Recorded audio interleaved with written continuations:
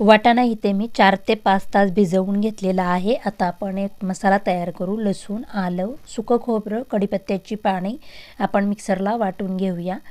आणि त्यानंतर कुकरमध्ये तेल गरम झाले की कांदा आणि तेजपत्ता टाकून मी हे कांदा गोल्डन कलर होईपर्यंत परतून घेणार आहे। त्याच्यामध्ये तयार केलेलं वाटण आणि टोमॅटोची प्युरी टाकून तेल सुटेपर्यंत आपण परतून घेणार आहोत। त्यामध्येच मी लाल तिखट, हळद, धना जिरा पावडर,